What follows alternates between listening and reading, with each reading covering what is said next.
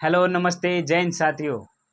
आज हम बात करेंगे गुप्त वंश के बारे में और पढ़ेंगे गुप्त वंश के अंदर कौन कौन से राजा हुए हैं, किसने कितनी भूमिका निभाई है, कौन सी उपाधि अपनाई है और अपना राजपाट कब तक चलाया। हर एक के बारे में एक छोटी छोटी जानकारी आज लेके चलते हैं।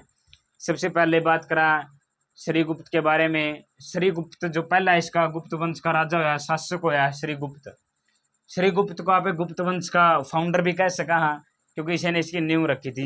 लेकिन श्रीगुप्त के अंदर एक बात हमने देखने मिली है कि श्रीगुप्त जो था यो सामंतों के ने अधीन रह के ने काम कराया करता है, यो स्वतंत्र राजा नहीं था।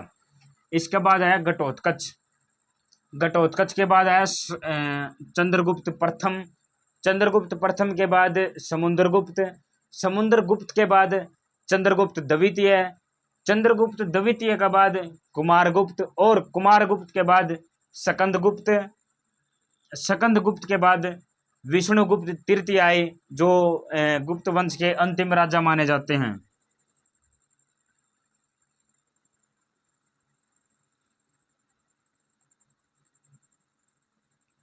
अंतिम शासक है विष्णुगुप्त तृतीय। इनके बारे में डिटेल से हम पढ़ेंगे, कौन सा राजा ने कितनी भूमिका निभाई है और क्या क्या कुछ काम करा। आइए एक एक को लेकर के चलते हैं, बिल्कुल सिस्टमैटिक तरीका से लेकर चलेंगे, बाकी ना साफ कर देते हैं।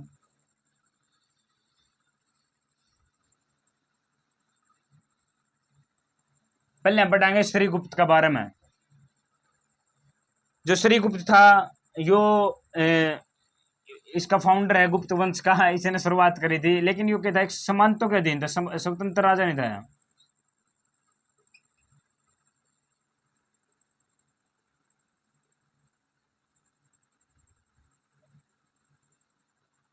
सामंतों के अधीन था यो, इसके रह इनके अंदर रह के नहीं यो अपना कारोबार सब कुछ कराया करता, अकेला कुछ नहीं कर सकता, इनका बिना भाई आपका राजपाट नहीं संभाल सका था यो। अपन कुछ सिक्के मिले हैं, उन सिक्का पे लिखा था श्रीगुप्त।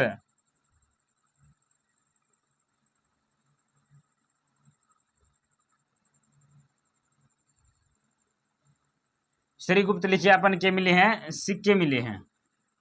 ओढ़े तो अपन जानकारी मिली है कि भाई ये जो सिक्के हैं जो श्रीगुप्त के पाओगे, गुप्त वंश के पाओगे, तो यह जानकारी अपन मिली है और श्रीगुप्त के सिक्का थे। लेकिन बहुत से इतिहासकार है जिनका कहना यो है कि भाई ये फाउंडर जरूर है, इसने नींव जरूर रखी थी गुप्त वंश की, लेकिन ये इसका वास्तविक संस्थापक नहीं है यो, क्योंकि यो समानता का अधीन था, इनका बगैर यो राजपाट ने संभाल सका था आपका। तो इसने आप किस तरह मैं कहा कि बंदा ये भाई वास्तविक संस्थापक था गुप्त वंश का, एक गुप्त वंश का। एक एक चीनी इतिहासकार आया था इत सिंह, उसके अनुसार के है कि श्रीगुप्त ने मगध के अंदर वंशानुक नाम का मंदिर बनवाया और उसमें 24 गांव मंदिर को दान कर दिया भाई, मंदिर की रख रखाव के लिए। चीनी इतिहासकार कह दिया या इतिहास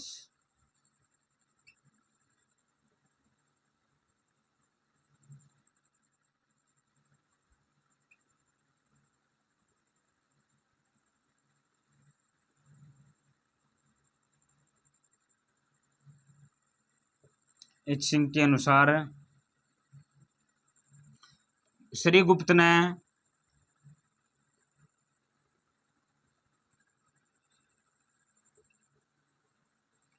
मगध में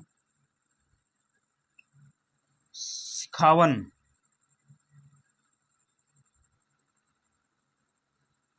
मंदिर का निर्माण करवाया और 24 गांव दान में दिए।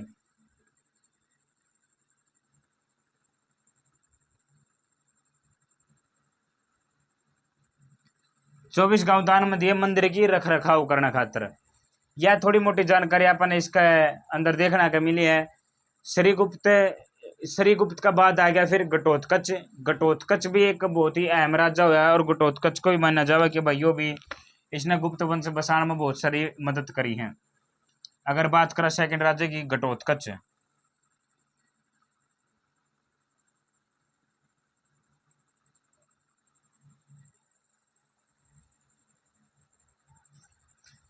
घटोत्कच स्कंदगुप्त का एक सुपिया अभिलेख है, उसके अनुसार गुप्त वंश का जो संस्थापक है आप एक घटोत्कच नहीं मानना है। यह बात अपने स्कंदगुप्त का सुपिया अभिलेख में देखने मिली है। इसको लिख दें, सुपिया अभिलेख किसका? स्कंदगुप्त का। स्कंदगुप्त के बारे में आगे पढ़ेंगे, आगे मिलेगा अपन सुपिया अभिलेख।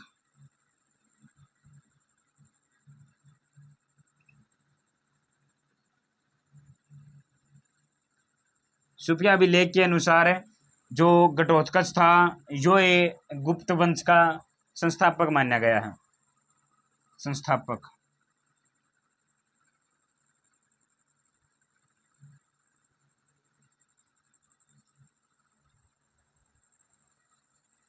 जाओगे और तक। इसके बाद आएगा चंद्रगुप्त प्रथम। एक चंद्रगुप्त प्रथम का बारे में पढ़ाएंगे, एक बार इसमें साफ कर देवा ताकि अब अगली बात ना बने, इसका आसानी है।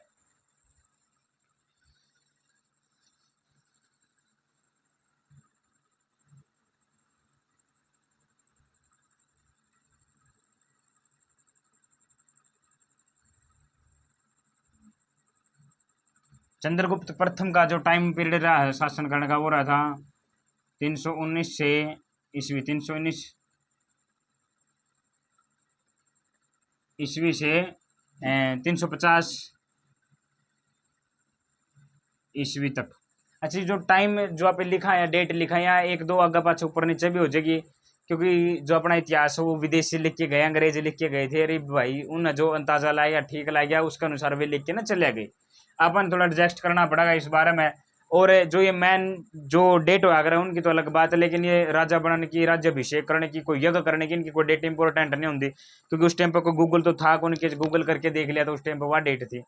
जो भी उनकी अंदाजा लगाया गया, जो ठीक लग गया वह लिख दी, तो इसलिए ऊपर नीचे हो सका है, कोई दिक्कत वाली बात को नहीं। हर एक किताब में अलग अलग देखना ना मिलेगी।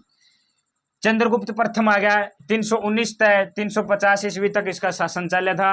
और इसने क्या करा, तो प्रथम ने उपाधि जो थी वह थी महाराजधिराज।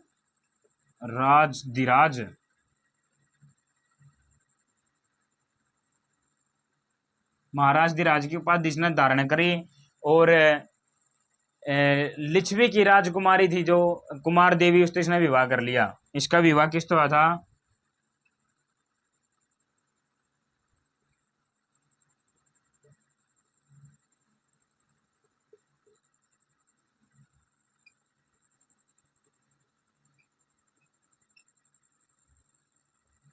लिच्छवी की राजकुमारी थी कोई कुमार देवी।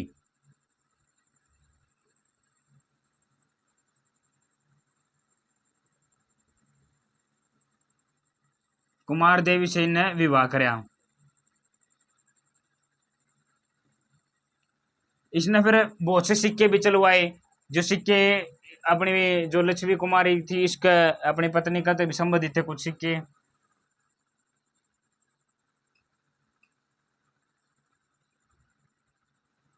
सिक्के चलवाए जिसने लिच्छवी कुमारी नाम के सिक्के चलवाए।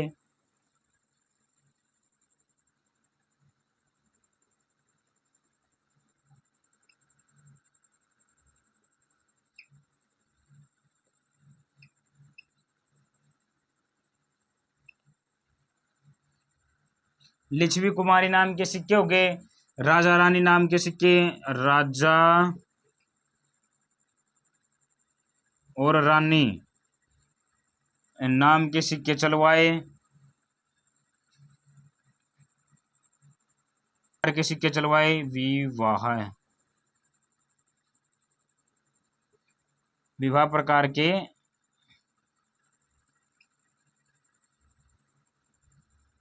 विवाह प्रकार के सिक्के होगा। लिच्छवी कुमारी राजा रानी नाम के सिक्के चलवा दिए विवाह प्रकार के।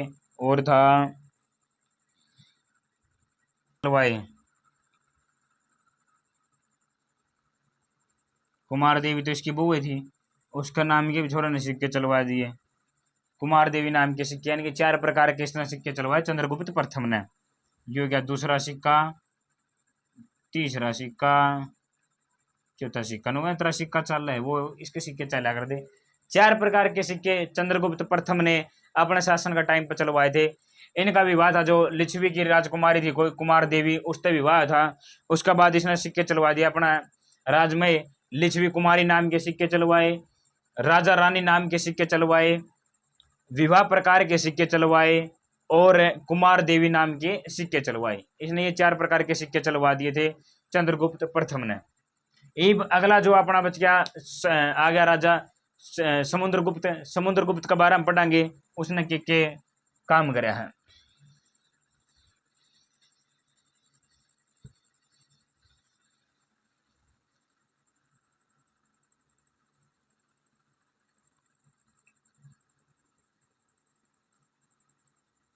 समुद्रगुप्त का जो टाइम पीरियड था वो था 350 ईस्वी से 375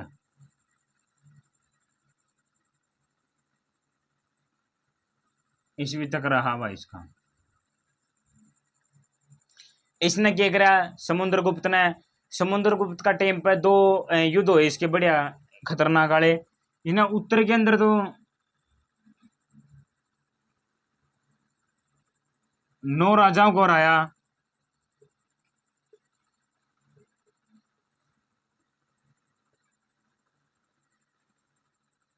और दक्षिण के अंदर इसने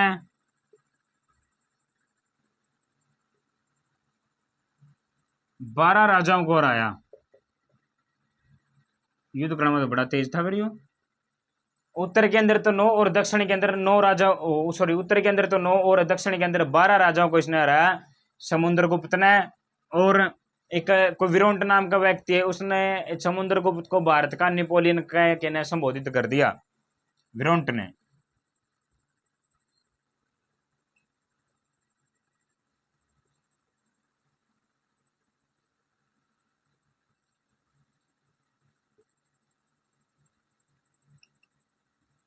भारत का नेपोलियन कहा।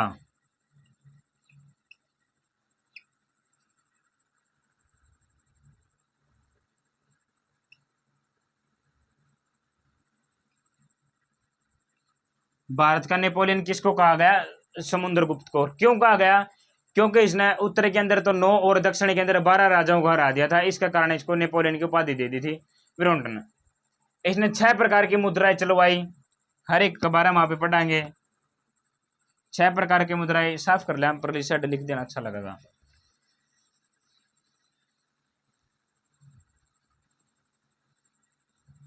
ओहो ये तो लिख ही लिया यार। 350 से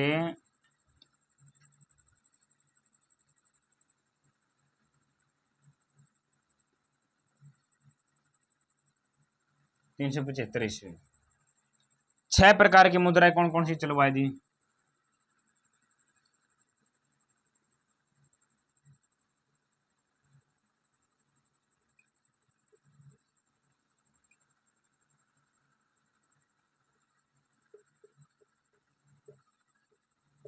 छह प्रकार की मुद्राएं चलवाई।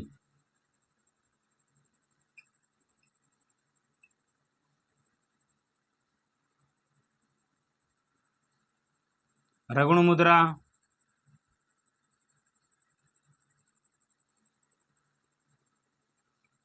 धनुधारी मुद्रा और परशु मुद्रा।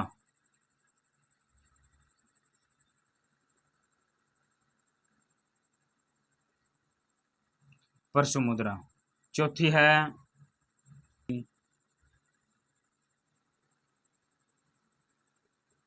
मुद्रा। पांचवा था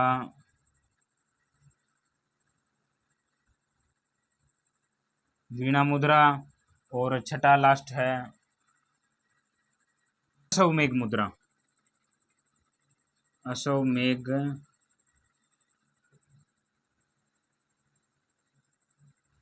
मुद्रा ये इसने चलवाई भाई, क्या नहीं देखा।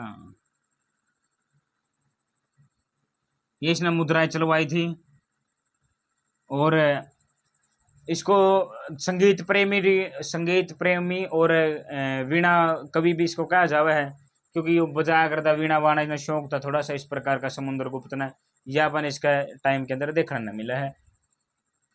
समुद्रगुप्त ने अश्वमेघ के कारण अश्वमेघ पराक्रम की भी उपाधि धारण कर ली। इसको राजकवि भी कहा जावा है, और कवि प्रेमी, संगीत प्रेमी और कवि प्रेमी भी इसको, वीणा प्रेमी, संगीत प्रेमी और वीणा प्रेमी भी इसको कहा जाता है, क्योंकि बहुत से सिक्कों पे हमें इसको वीणा बजाते हुए भी देखा गया है। यही लिखा के साफ करना पड़ेगा यो। चलो उरे काम चला के देख लो। इसने क्या करा, उपाधि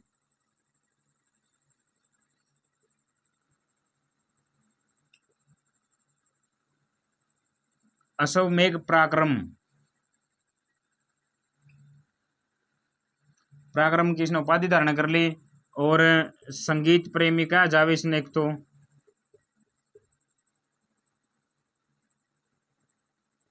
संगीत प्रेमी और संगीत प्रेमी, वीणा प्रेमी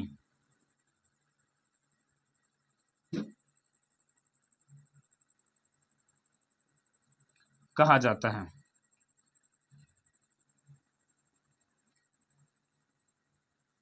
संगीत प्रेमी और वीणा प्रेमी कहा जावे है किसकी, अश्वमेघ पराक्रम की इसने उपाधि धारण कर रही थी।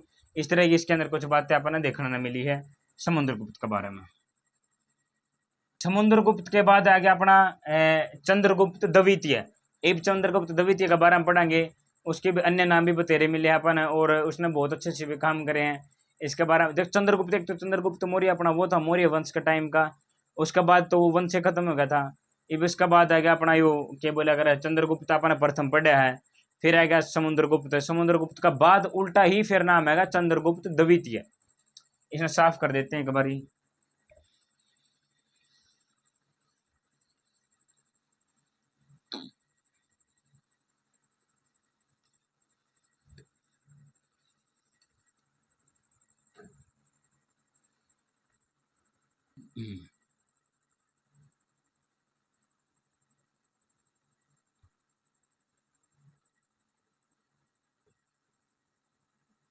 चंद्रगुप्त द्वितीय का जो शासन टाइम पीरियड हो रहा है 315 ईस्वी से 415 ईस्वी तक इसका टाइम पीरियड रहा है चंद्रगुप्त द्वितीय का।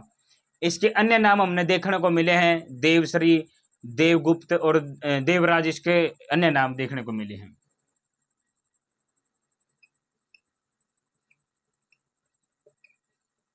देवगुप्त, देवश्री और देवराज, ये तीनों नाम हमने किसको देखने को मिले हैं, चंद्रगुप्त द्वितीय के। और चंद्रगुप्त द्वितीय ने ही उज्जैनी का एक राजा था रुद्र सिंह को हराया, और उज्जैनी और पाटलिपुत्र को अपनी राजधानी बनाया। जगह मिलेगी कि नहीं, कोशिश करो।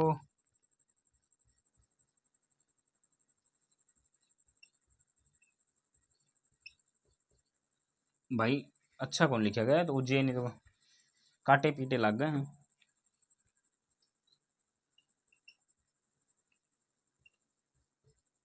उज्जैनी का शासक था एक रुद्र सिंह।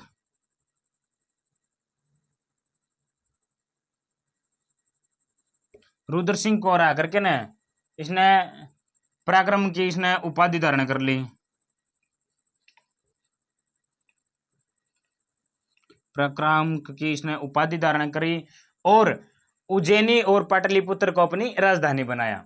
किस किस को बनाया, उज्जैनी और पाटलिपुत्र को अपनी राजधानी बनाया।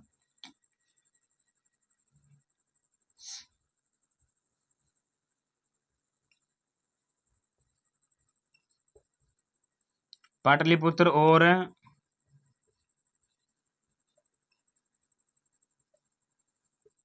उज्जैनी को राजधानी बनाया।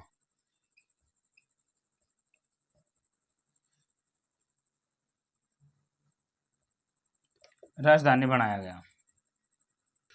चंद्रगुप्त द्वितीय को भारतीय अनुश्रुतियों के अनुसार सकारी भी कहा गया है। सकारी मतलब शकों को हराने वाला, और मालवा को हराने के बाद इसने चांदी के सिक्के भी चलवा दिए थे। यह बात भी अपन देखने को मिली है। एक बार इसको देख लीजिए आप, और साफ कर देवांगे फिर बाद में पे। चलो यार तक तो लिखा है, रहने देवा, ये तो बार बार चल गया अपन चीज, बाकी सीधा कर दिया तो ठीक रहेगा एक बारी।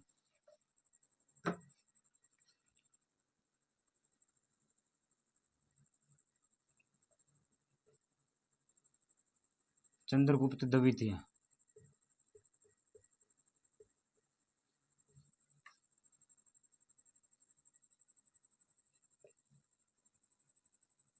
415 ये इसका टाइम पीरियड था। चंद्रगुप्त द्वितीय को भारतीय अनुश्रुतियों के अनुसार सकारी भी कहा गया है। एक बार लिख लिया इसने भी।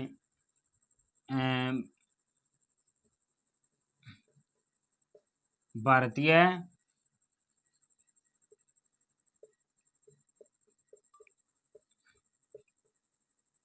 अनुश्रुतियों के अनुसार सकारी कहा गया है।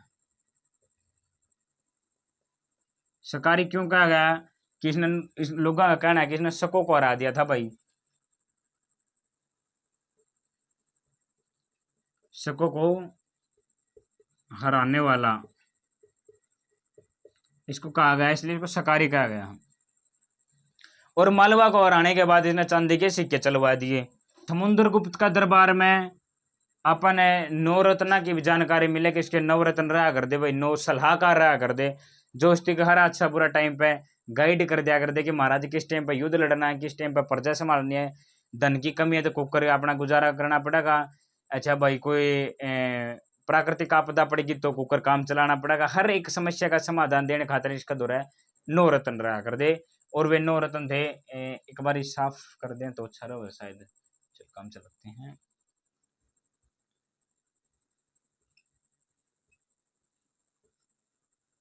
नवरत्न कौन से थे इसके?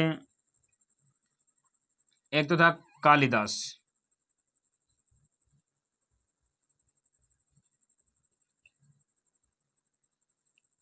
कालिदास था। दूसरा एक था भाई शंकु, और अमर सिंह, अमर सिंह। चौथा लिख लेते हैं धनवंतरी।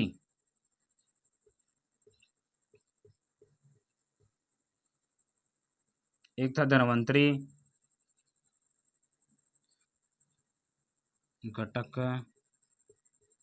प्रकरण, क्षण और अक्षपणक।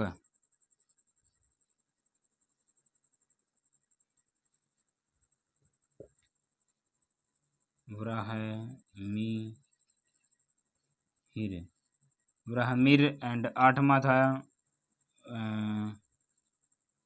वताल मठ। नौमा था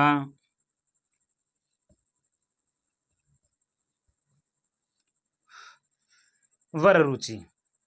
ये नवरत्न देश के कालिदास, शंकु, अमर सिंह, धनवंतरी, घटक रपर, अक्षपणक, विहारमरी, वातालमर्ट और वररुचि, ये 9 प्रकार के अपन नवरत्न देखने मिले हैं इसके अंदर चंद्रगुप्त द्वितीय का टाइम के अंदर।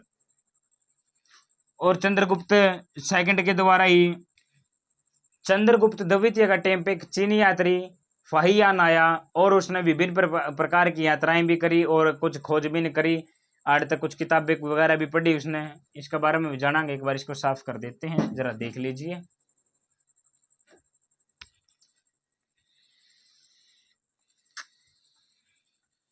सब कुछ फेक।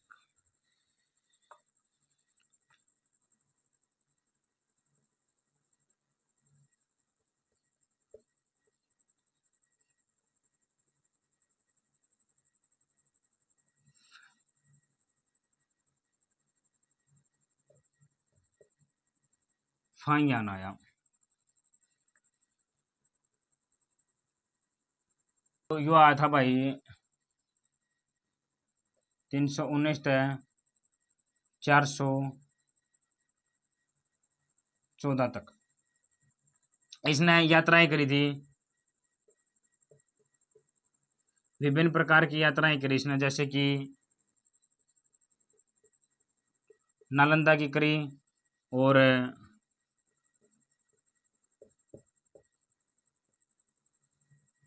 कपिल वस्तु गया यो, और बोध गया गया। नालंदा गया, नालंदा, कपिल वस्तु, बोध गया, वैशाली, श्रावस्ती,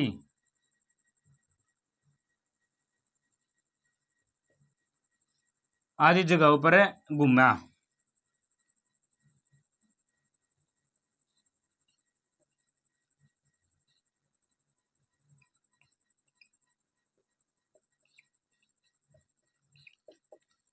वहीं आने इन जगह पर भ्रमण करया।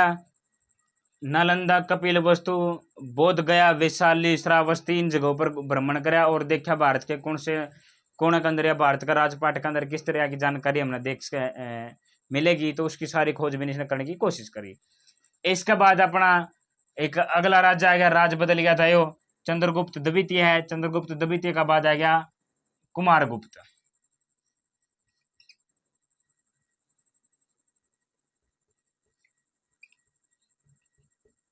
कुमारगुप्त का शासनकाल,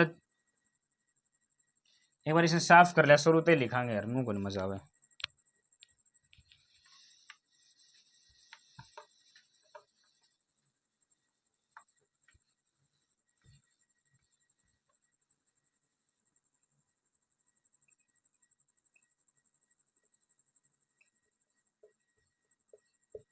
कुमारगुप्त 415 ईस्वी से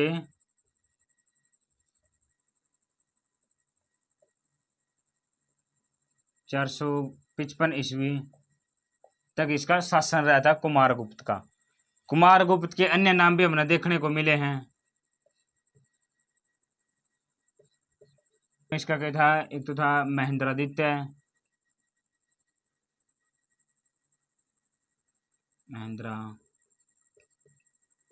महेंद्रादित्य। उपाधि विष्णु अन्य प्रकार की धारण की थी। एक तो था जैसे श्री महेंद्र, और महेंद्र अश्वमेघ।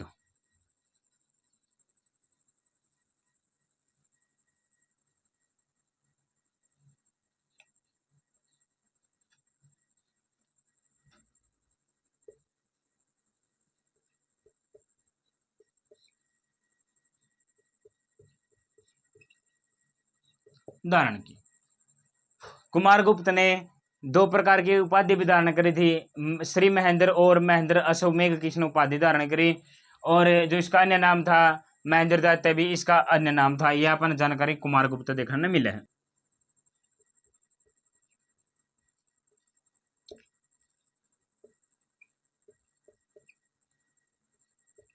बिलसड अभिलेख,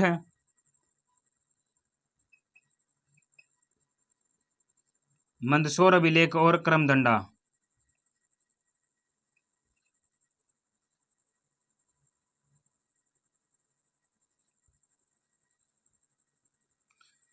इन तीन अभिलेखा अपन इसकी कुमारगुप्त की देखने की जानकारी मिला है कि भाई कुमारगुप्त नाम का भी कोई राजा शासक हो या किसका नाम है कि उपाधि धारण की, इसकी जानकारी अपन इन तीन देखने को मिलती है।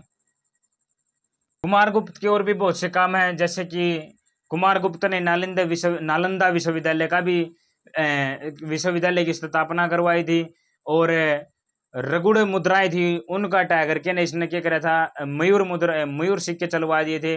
और गुप्त वंश के अंदर जितने भी अपन देखेंगे थे, तो जो कुमार गुप्ता इसी का टाइम पर सबसे ज्यादा अभिलेख भी अपन देखने मिले हैं। यह जानकारी भी बहुत ही इंपॉर्टेंट है, एक बार साफ कर दिए देते हैं।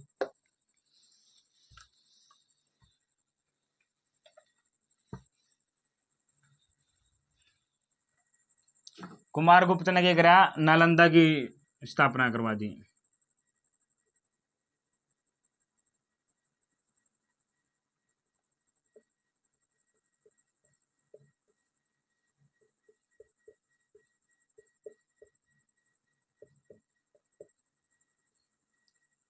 नालंदा विश्वविद्यालय की स्थापना करवाई।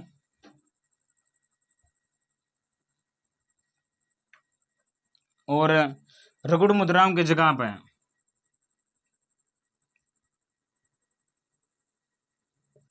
रुगुड़, रुगुड़ गलत है भाइयों, रुगुड़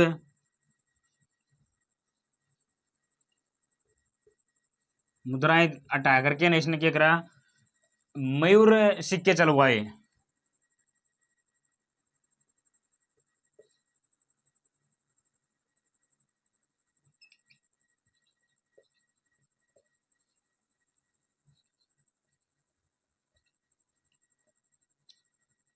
मयूर सिक्के चलवाए, मयूर का मतलब क्या था, इनके ऊपर मोर छप रहा था, इसने वे सिक्के चलवाए।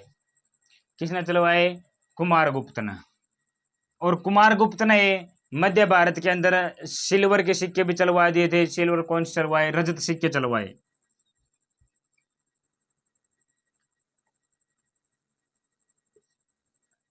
मध्य भारत में रजत सिक्के चलवाए।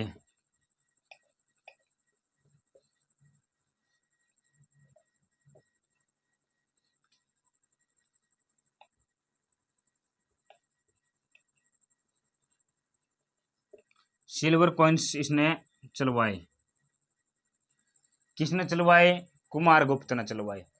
नालंदा विश्वविद्यालय की स्थापना करवा दी। रगुड़ मुद्राओं का मुद्राएं हटवा के इसने मयूर सिक्के चलवा दिए। और क्या कर दिया? रजत सिक्के चलवा दिए, चांदी के सिक्के भी इसने चलवा दिए थे मध्य भारत के अंदर। ये थी सारी की सारी जानकारी आपने देखने की मिलेगी कुमारगुप्त की। कुमारगुप्त के बाद एक अगला शासक आया जिसका नाम था सकंदगुप्त। एक बार इसने साफ कर दिया और सकंदगुप्त के बारे में पढ़ाएंगे।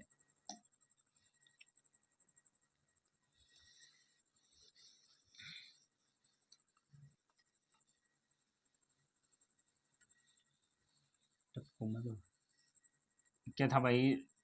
सकंद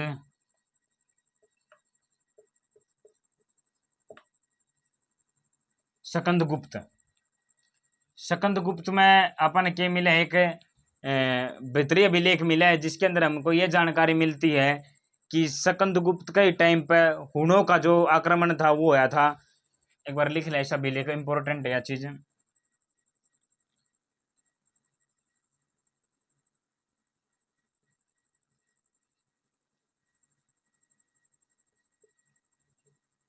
भीतरी स्तंभ के अनुसार जो हुणों का आक्रमण था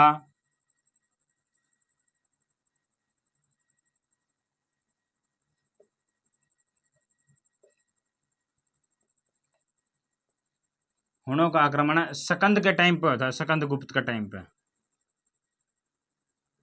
वह बात अलग है भाई इसने पंगा लिया था कौन लिया था, लेकिन सुनना मतलब आई है भाई कि इसे का टाइम पे यो रोड़ा झगड़ा हुआ था के समय हुआ।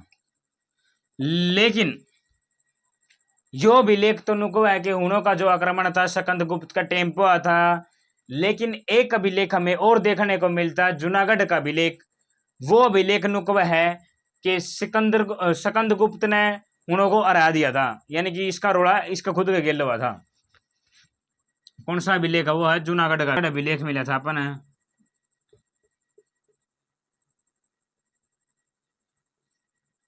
जूनागढ़ अभिलेख के कब है? जूनागढ़ अभिलेख के कहने के अनुसार जो हुणों का जो आक्रमण था, जो सॉरी हुणों का जो रोड़ा रबदा था वो सकंद गुप्त का गेला होता है। सकंद गुप्त की जीत हो गई थी, यानी कि सकंद गुप्त ने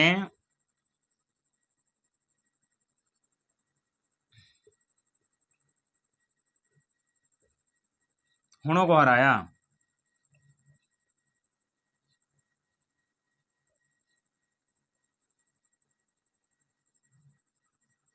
हुणों को हराया था किसने? सकंद गुप्त ने। यह बात जूनागढ़ का अभिलेख अपने तक बतावे है।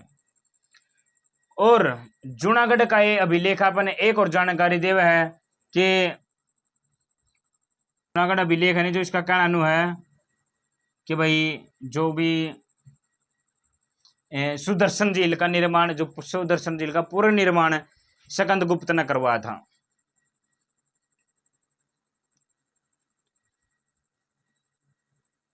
सुदर्शन जो अपनी झील थी उसका पुनर्निर्माण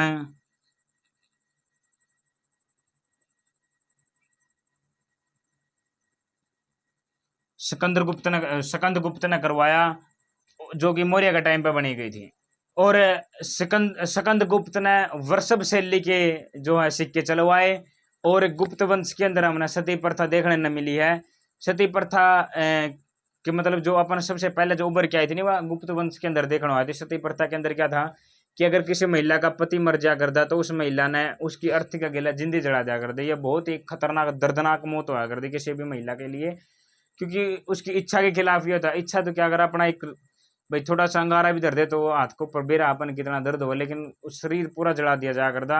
उसको हेप्नोटाइज कर दिया कर दे, दारू दूरू पिला दिया कर दे, और धर्म की बनाई 70 डाल की बात उसके दिमाग में डाल दिया कर दे, और उसकी अर्थी का चुगर दे, ढोल नगाड़े वगैरह बजा कर दे, शोर कराया कर दे, ताकि भाई गांव में नेड़े दौड़ की जो लेडीज महिलाएं हैं उसकी आवाज उसकी चीख को वे न सुन सकें। और अगर वह बाजने की कोशिश करा कर दी तो चुगर दे लठ लेके लोग खड़े, लठे सेना उसने बोलिया कर दे, गांव के अट्टे तकड़े लोग खड़े रहा कर दे और लठा के लपेटा कर दे। मतलब बहुत ही खतरनाक, आप सोच के भी देखोगे तो इतनी खतरनाक मौत दिया कर दे किसी महिला ने गुप्त वंश के समय में। राजा राम मोहन राय के प्रयासों के द्वारा, और भी बहुत से, एक अंग्रेज था उसने भी बहुत मदद करी, जिसका कारण आज सती प्रथा था पे छुटकारा पा रहे हैं। तो भला हुआ ऐसे महापुरुषा का। तो याद स्कंदगुप्त का बारे में कुछ जानकारी। स्कंदगुप्त के बाद अपना लास्ट का जो बंदा आया है वो आया है विष्णुगुप्त तृतीय। उसके बारे में पढ़ाएंगे, एक बार इसमें साफ कर देते हैं।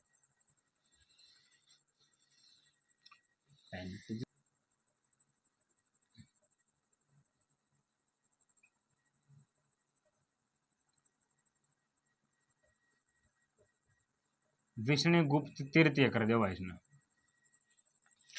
अपन इसके अंदर देखने को मिली है कि भाई 4 प्रकार की सेना हुआ करती इनका दौर है। कौन कौन सी थी? पदाति सेना, रथ सेना, गज सेना, अश्व सेना। चारों के बारे में जानकारी ले ले एक बारी। पहला नंबर पर थी पदाति सेना। पदातिया कौन सी दिया, क्या करा कर दिया, चला कर दी पैदल।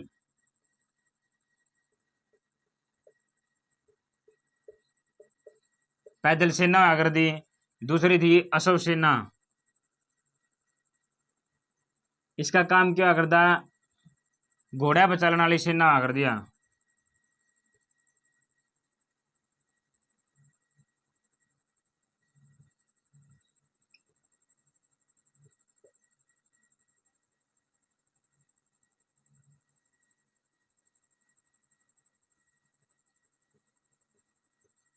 घोड़ा पर चलने वाले क्या कर दे? रथ वाले आगे भाई, ये क्या कर दे? रथ पर चला कर दे। फिर आगे मोटे तगड़े बंदे, गज सेना, हाथियों पर चलने वाले। हाथियों पर चलने वाले सैन्य को आकर दे। या 4 प्रकार की सेना अपन देखने को मिली है। और बहुत से इसने गुप्त वंश के अंदर हमने देखांगे कि बहुत से इन्होंने मंदिर का निर्माण भी करवाया है, और बहुत ही प्यारे प्यारे खूबसूरत इन्होंने मंदिर बनवाए हैं। एक बार सेना न हटा दे साइड में, फिर पढ़ाएंगे मंदिर।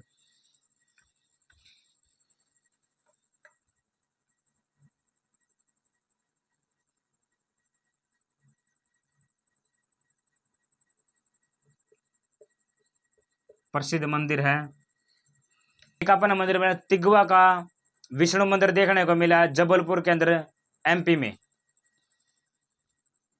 पहला मंदिर तो यो है भाई अपना तिगवा का विष्णु मंदिर।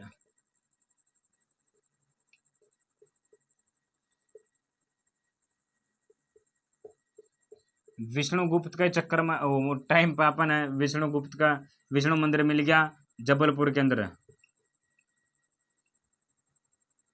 जबलपुर कड़ा पड़ा है एमपी के अंदर, मध्य प्रदेश के अंदर जबलपुर है। जबलपुर में अपन मंदिर मिला गुप्त वंश का तिगवा का मंदिर है। दूसरा आ गया भाई अपना, दूसरा है बुमरा का शिव मंदिर है, जो अपना सतना के अंदर मिला। सतना भी एमपी के अंदर है।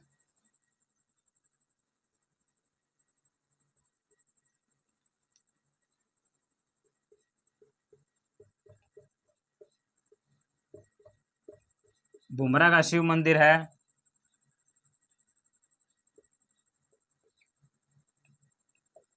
सतना एमपी के अंदर। तीसरा मंदिर आएगा भाई अपना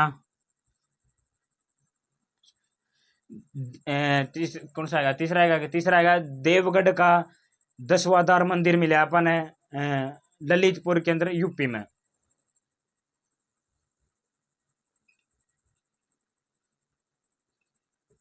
देवगढ़ का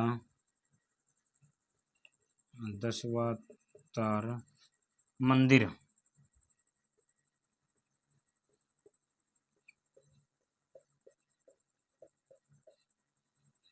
ललितपुर यूपी में। युआड़ मिल गया भाई, 10वां तार का मंदिर मिला ललितपुर यूपी के अंदर देखने को मिलता है। चौथा मंदिर आएगा भाई अपना, चौथा है भीतरी गांव का मंदिर है कानपुर यूपी के अंदर।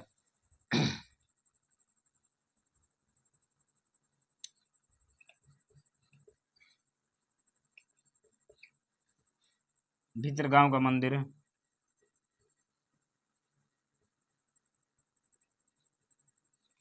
कानपुर में है भाई वो, और यूपी में पड़ेगा उत्तर प्रदेश के अंदर। यह जो जानकारी अपन जितनी भी पढ़ी है यह सारी की सारी है गुप्त वंश की। और आज अपन ने अपना गुप्त वंश पढ़ लिया है। जब तक किताब तक नहीं पढ़ाएंगे तब तक अपना क्लियर नहीं होगा, या समझ में नहीं आएगा कोई भी टॉपिक अपने, इससे तो थोड़ा कंसेप्ट क्लियर हो जाएगा और राजा का पता चल गया कौन सा किस टाइम पे आया था। तो यह थे अपना गुप्त वंश की जानकारी। और मिलते हैं बहुत जल्द अपनी नई क्लास के साथ में, जुड़े रहिएगा। और कुछ भी कमी रहेगी हो तो प्लीज कमेंट में जरूर बताइए, ताकि आप उस कमी पर काम कर सका और उस कमी ने सुधार सका। क्योंकि शुरुआत छोटे तो अगर ये एक अपनी छोटी सी पहल है, सिर्फ शुरुआत करने जा रहे हैं, धीरे धीरे एक अच्छा लेवल पर जावांगे अगर आप सभी का साथ रहा तो।